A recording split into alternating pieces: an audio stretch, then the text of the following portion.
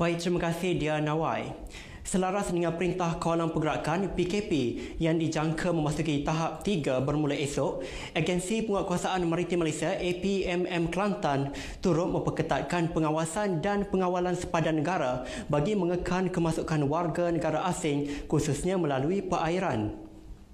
Bagi memastikan matlamat itu tercapai, agensi berkenaan mewujudkan Pakalan Hadapan Sementara Maritim FOB yang dibuka sejak 31 Mac lalu. Wartawan Majidah Ismail yang mengikuti operasi APMM Kelantan ada laporannya. Pengarah APMM Kelantan, Kapten Maritim Muhammad Nur Syam Asmawi Yaakob berkata, perairan Tumpat digunakan secara bersama Komuniti Maritim Malaysia dan Thailand. FOB yang dibuka di Taman Galeri Tengku Anis Tumpat bertujuan memantau setiap pergerakan bot yang melalui kawasan sempadan negara. Untuk penubuhan FOB ini kesan dia sangat besar yang dapat kita lihat sepanjang PKP diumumkan. Kami menubuhkan FOB, kemasukan nelayan-nelayan, penduduk-penduduk daripada negara jiran tidak berlaku lagi. Dan nelayan-nelayan yang melalui kawasan FOB kami telah mematuhi peraturan yang ditetapkan, iaitu contoh memakai jaket keselamatan, dan mereka lebih berhati-hati bila melihat kami meletakkan pos kami di situ 24 jam. FOB dikawal urus oleh 10 pegawai dan anggota lengkap bersenjata dan turut dibekalkan dengan peralatan perlindungan diri PPE. Rutin pemeriksaan suhu badan nelayan tempatan dan asing semasa berada di laut dan sebelum memasuki jeti turut dilakukan. Sejak PKP dilaksanakan, sebanyak 255 pemeriksaan telah dilakukan ke atas 4,500 awak-awak meliputi kesemua kelas bot di Kelantan. Manakala di FOB Tumpat merekodkan 30 hingga 40 pergerakan keluar setiap hari oleh bot-bot nelayan tempatan, kecuali pada hari tertentu ianya mencatat sehingga lebih 80 pergerakan.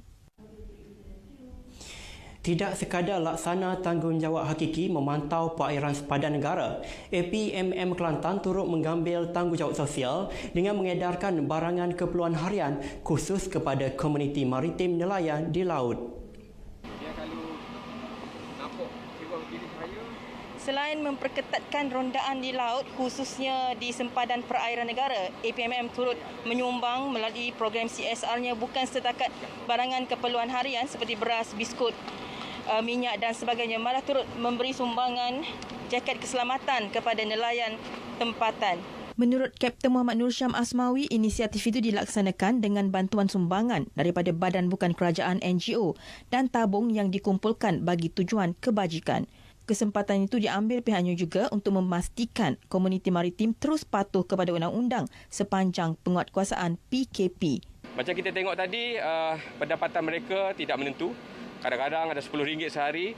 Jadi itulah Maritim Malaysia Negeri Kelantan sangat prihatin di atas permasalahan yang mereka hadapi. Di dalam ketegasan kami, sebenarnya setiap penguatkuasa maritim, kami memang ada sifat belah ihsan sebagai manusia. Beliau berkata demikian selepas menyampaikan sumbangan keperluan harian kepada nelayan di perairan Tumpat. Khidmat sosial masyarakat ini merupakan yang kedua selepas pihaknya membantu NGO untuk menghantar bantuan ketika awal PKP dilaksanakan di Pulau Perhentian. Walaupun Perintah Kawalan Pergerakan PKP dikuatkuasakan sejak 18 Mac lalu, ia bukan penyebab untuk nelayan bot kelas A untuk berhenti keluar mencari rezeki. Akui takapan berkurangan, namun sekurang-kurangnya ia masih mendatangkan hasil dan mereka perlu meneruskan pekerjaan demi menyara kehidupan mereka dan keluarga. Hasil penat sikit lah 2-3 hari ni sebab tak ada ikan. Tapi tak ada ikan pun kita orang ke laut ni terpaksa kena tubik lah, cari. Ada tak ada pun terpaksa. Saya ucap terima kasih banyak lah kepada pihak maritim dan perikanan kerana bagi batu kita di laut kata. Walaupun macam mana pun PKP pun kita terpaksa kena keluar di laut teh. Sebab cari makan wajib dah kita. Lepas tu ke laut tak kira masuk. Kadang-kadang nak ombok lah ke apa lah. Balik biasa tu. Balik lagi kira. Kadang-kadang datangnya ada bagi klik lewat. Tak ada bagi klik awal. Dia hasil ni ke mana? Kali boleh banyak-banyak. Kali tak ada. Mari boleh 40 hiam. Tak ada bagi. Pengerusi Komuniti Nelayan Kuala Sabak, Muhammad Faizal Rashid memaklumkan di Kuala Sabak terdapat kira-kira 92 nelayan termasuk yang membawa perahu koli. Setakat hari ini, pihak Jabatan Kesihatan dan juga dipelantar oleh Jabatan Maritim Kelantan untuk pasar KP ini, mereka masih mematuhilah amaran-amaran yang keluar daripada Jabatan Kesihatan dan Maritim Malaysia Kelantan yang memberi penerangan kepada nelayan-nelayan tempat contohnya Kuala Sabak. Jadi harapan supaya mereka kekalkanlah. Dengan laporan itu tadi mengakhiri perkongsian semasa di Kelantan. Kita kembali bersama Diana Y di Akasapuri.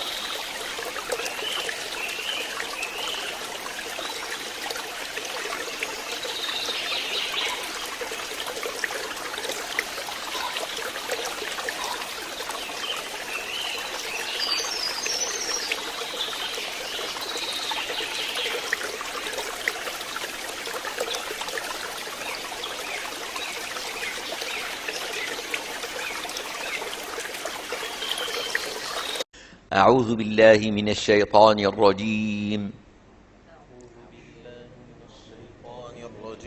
كله بسم الله الرحمن الرحيم الحمد لله رب العالمين الرحمن الرحيم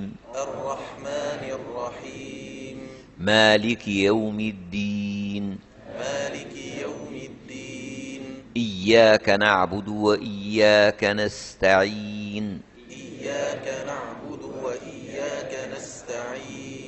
اهدنا الصراط المستقيم صراط الذين أنعمت عليهم غير المغضوب عليهم ولا الضالين